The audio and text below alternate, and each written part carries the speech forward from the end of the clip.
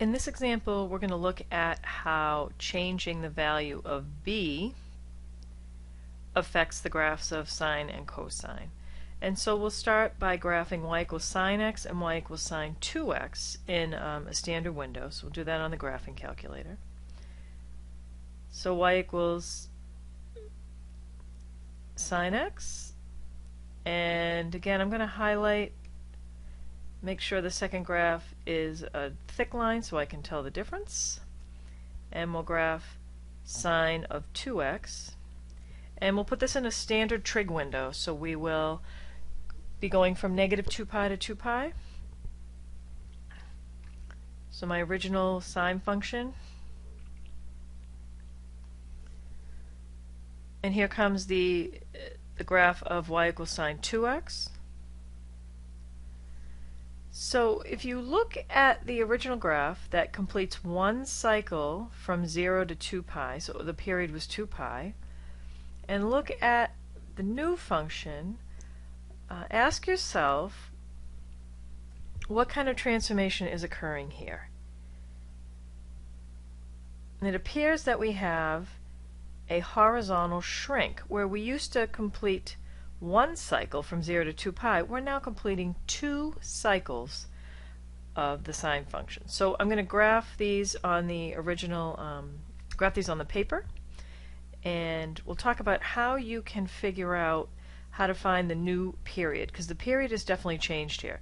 The period is either the amount, or the radians over which you would complete one cycle, and you can see from here to here is pi, and then from pi to 2 pi I complete another cycle. So the new period is pi. There is a formula for that.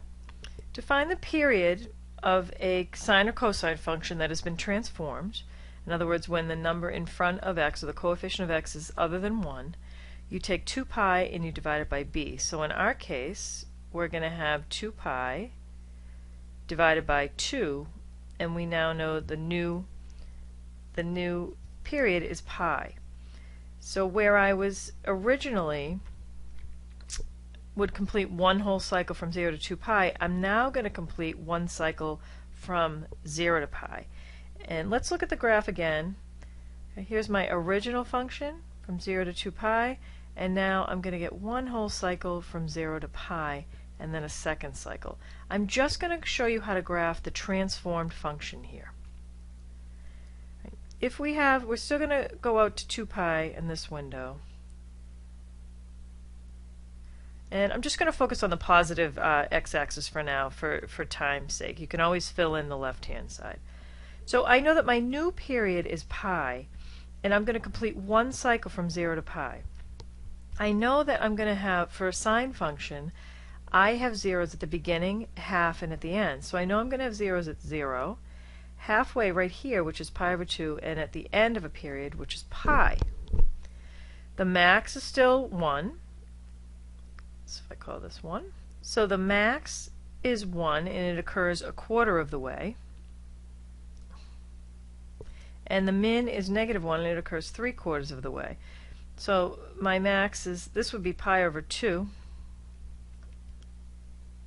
So the max occurs at pi over 4. This would be 3 pi over 4. So if we use the mathematics of this, I know that I have zeros at the beginning, halfway at the end of pi, so 0, half of pi, and pi. And at a quarter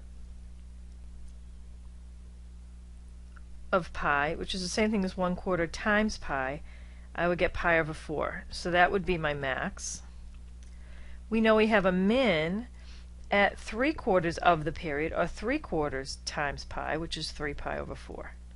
And so I get one complete cycle from 0 to pi. Now if you were asked to just graph one cycle, that would be enough. If you were asked to graph this function from 0 to 2 pi, then you would continue on from pi to 2 pi. You have zeros at the beginning, halfway, and at the end. A max a quarter of the way, a min 3/4 of the way, and then you would continue your smooth curve. If you have trouble, if I want you to locate and I say to you, okay, well, where for what x value does this second maximum occur, this max right here of 1? What is that x value? Since the scale on this graph is pi over 4, each tally is worth pi over 4. If I just count how many pi over 4s that will get me to this mark right here, I have 1 pi over 4, 2 pi over 4, which is pi over 2, 3 pi over 4, 4 pi over 4, which is which is pi, and then this little mark right here would be 5 pi over 4. This is 6 pi over 4, or 3 pi over 2. This is 7 pi over 4, 7 pi over 4, and then the last number would be 8 pi over 4, which is 2 pi. Right. I'm going to quickly graph that again just to summarize it. I know that my period is pi. I'm going to mark off pi. Again, this is broken into 4, so it's easy to break it up. I know that I have zeros at the beginning of the period, half of the period at the end. I have a max a quarter of the way, and a min 3/4 of the way to give me one cycle of the sine of 2x. So to answer the next question, it says, in your own words, explain how the graph changes when you change b from 1 to 2. It says, what aspects of the graph, what aspect of the graph is changing, and use appropriate vocabulary. Well, first of all, immediately we notice that the period is different, and in which case we have a horizontal shrink.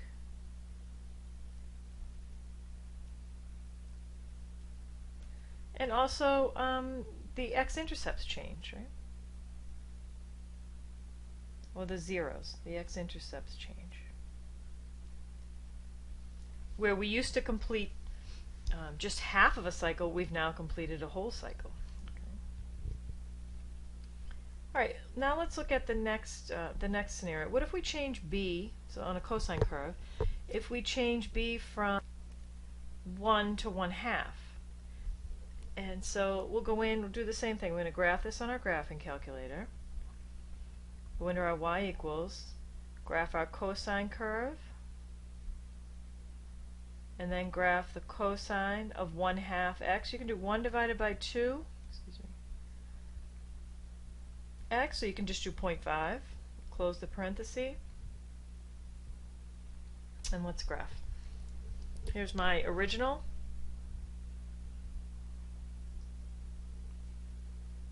And here comes the graph of y equals 1/2, the cosine of 1/2 x. So I'm not sure if you can notice from here, but what's going on is where we used to have one whole cycle of cosine, we're now only getting half. So I'm going to change my window.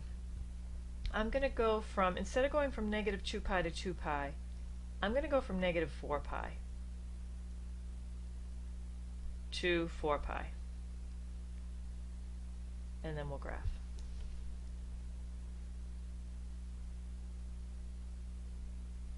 Here's the original.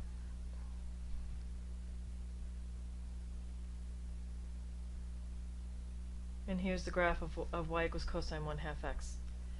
So we can see that the original period was 2 pi. Our graph is going out to 4 pi. Now it takes 4 pi to complete one whole cycle, and so let's use that definition or formula for finding the period. We know the period is equal to 2 pi over b, and so 2 pi divided by 1/2. When you divide by a fraction, you multiply by the reciprocal, so the new period is 4 pi. And so what I need to do is I need to change my scale so that I can fit this. And so I'm going to still mark off 8. 1, 2, 3, 4. And I'm going to make that 4 pi. And I'll just change my scale. So halfway would be 2 pi. Half of that would be pi. Between there, that would be 3 pi. My amplitude is still 1, right? The coefficient in front of the cosine is 1. The period is 4 pi. My max and min values haven't changed. I have not changed the value of a, so the max value is 1 and the min is negative 1. And so for cosine, I know I have zeros at a quarter of the period and 3/4 of the period. I know my max is at the beginning, it's 1, and it's also at the end. I know the min of -1 is going to be halfway. And then I connect with a nice smooth curve.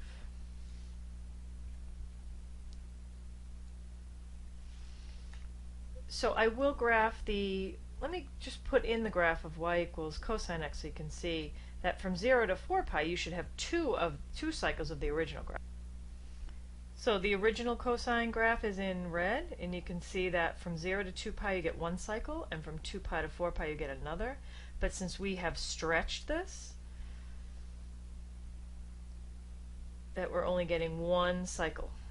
And again, we could fill this in, we could go into the left and go from -4 pi to 0 and do the same exact thing. So how does the graph change when you change b from 1 to 1/2? We know that the period changes, and the period changes from 2 pi to 4 pi, and then the zeros change. They occur now at the beginning, halfway, and at the end of 4 pi. The max and min are exactly the same, and we have a horizontal stretch.